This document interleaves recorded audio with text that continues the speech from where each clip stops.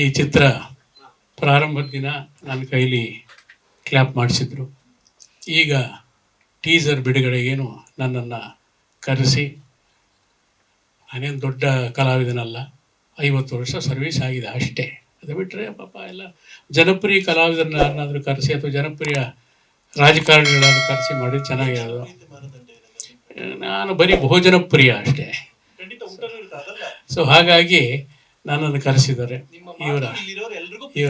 ಇವರ ಚಿತ್ರಕ್ಕೆ ಯಶಸ್ಸು ಕೋರಿ ನಿಮ್ಮ ಸಹಕಾರ ಸಹಾನುಭೂತಿ ಇರಬೇಕು ಅಂತಂತ ಹೇಳಿ ನಾನು ಈ ಸಂದರ್ಭದಲ್ಲಿ 3ನೇ ತಾರೀಕು ರಿಲೀಸು ನೀವೆಲ್ಲ ನೋಡಿ ಆಶೀರ್ವದಿಸಿ, ಪ್ರೇಕ್ಷಕರಿಗೆ ನಿಮ್ಮ ಮುಖಾಂತರ ಹೆಚ್ಚಿನ ಸಂಖ್ಯೆಯಲ್ಲಿ ಬರುವ ಪ್ರೇಕ್ಷಕರನ್ನು ನೀವು ಅವರನ್ನು ಉತ್ತೇಜಿಸಬೇಕಾಗಿ ಈ ಮೂಲಕ ನಾನು ಪ್ರಾರ್ಥನೆ ಮಾಡಿಕೊಳ್ತೇನೆ.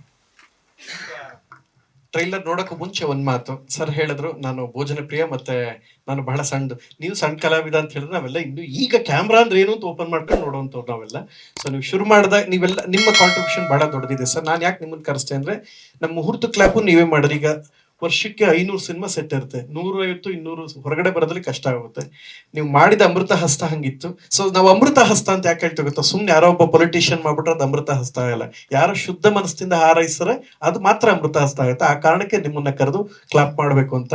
ಅಂಡ್ ಮೋಸ್ಟ್ ಇಂಪಾರ್ಟೆಂಟ್ ಏನು ಅಂತ ಹೇಳಿದ್ರೆ, ನೀವು ಮಾಡೋದ್ರಿಂದ ನಮಗೊಂದು ಖುಷಿ ಏನು ಅಂತ ಹೇಳಿದ್ರೆ, ನೀವೆಲ್ಲ ಚಿತ್ರರಂಗದ ಎಲ್ಲಾ ಮಜ್ಜಲ್ಗಳನ್ನ ನೋಡ್ಕೊಂಡ್ ಬಂದಿದ ತುಂಬಾ ದೊಡ್ಡ ದೊಡ್ಡ ಸಕ್ಸಸ್ ಎಲ್ಲವನ್ನು ನಿಮ್ಮ ಹಾರೈಕೆ ಇರಲಿ ಅನ್ನೋ ಒಂದು ಕಾರಣಕ್ಕೆ ನಿಮ್ ಕೈಲೇ ಆಗ್ಬೇಕು ಅಂತ. ನಿಮ್ ಕಾಂಟ್ರಿಬ್ಯೂಷನ್ ದೊಡ್ಡದಿದೆ. ನಾನು ವೈರಲ್ ಆಗಿರೋ ಹಿಂದೆ ಎಲ್ಲ ಹೋಗಲ್ಲ. ಈಗ ಯಾವ್ದೋ ಒಂದು ವೈರಲ್ ನಮ್ ಜನಕ್ಕೆ ಏನಂದ್ರೆ, ಮೊನ್ನೆ 21 ಅವರು ಯಾವ್ದೋ ಒಂದು ಹುಡುಗಿ ಭರತನಾಟ್ಯ ಮಾಡ್ತು, ಅವಳ ಹೆಸರು ಏನು ಅಂತ ಹೇಳಿ ನಮ್ ಜನಕ್ಕೆ ಗೊತ್ತಿಲ್ಲ.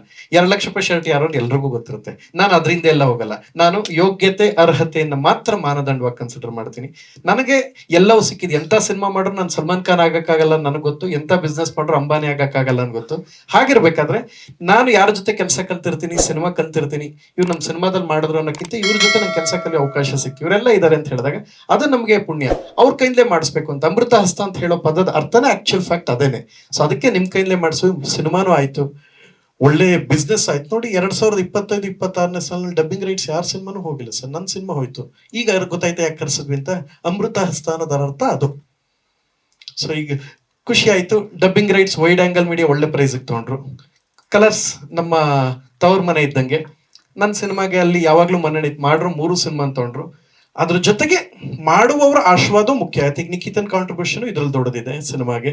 ಸೊ ನಿಮ್ಮ ಸಹಕಾರ ಆಶೀರ್ವಾದ ಮಾಡಿದ್ದು ಇತ್ತು ನನಗೆ. ಈಗ ನೋಡಿ, ನಾಳಿದ್ದಕ್ಕೆ ಹರೀಶ್ ರಾಜ್ ಈ ಚಿತ್ರರಂಗಕ್ಕೆ ಬಂದು 30 ವರ್ಷ. ನಾಳಿದ್ದಕ್ಕೆ ಈ ಸಿನಿಮಾದಲ್ಲಿ ಅದ್ಭುತವಾದ ಕಳನಟನ ಪಾತ್ರ ಮಾಡಿದ್ದಾರೆ. ಟ್ರೈಲರ್ ನೋಡಿ, ಇದೆಲ್ಲ ಆಮೇಲೆ ಮಾತಾಡ್ತೀನಿ. ಇದರಲ್ಲಿ ಒಂದು ವಿಶೇಷವಾದ ಪಾತ್ರ ಮಾಡಿದ್ದಾರೆ.